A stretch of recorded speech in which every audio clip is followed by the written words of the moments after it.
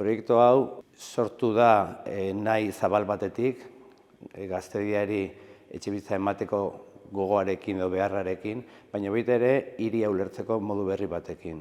Eta beharrezkoa da etxebizitza zentzu horretan ulertzea. Bestela hiria zatika egiten bada, osotasunean ikusi gabe, ez da hiri bizi bat lortzen, baizik eta hiri zatitu bat.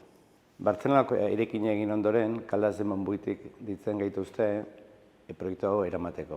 Eta Bartzelonan proiektatzaile lan egin bagendun, orain proiektu osoaren kudeaketa eskatzen gaituzte.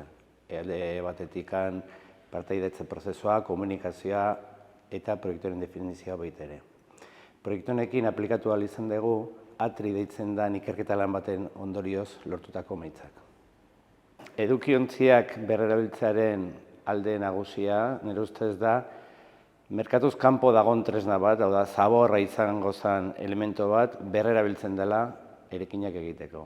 Egin ditugun lan guztiak, paso guztiak, webgune batean daude, eta beste bitartekoetan ere bai edatu ditugu. Beraz, jendearentzat eskuragarri daude. Proiektu honen bidez, helarazi nahi diegu sustatzaile ezberdinei, etxebizitza ez dela bakarrik bitarteko bat bizitzeko eta jendea bertan egoteko.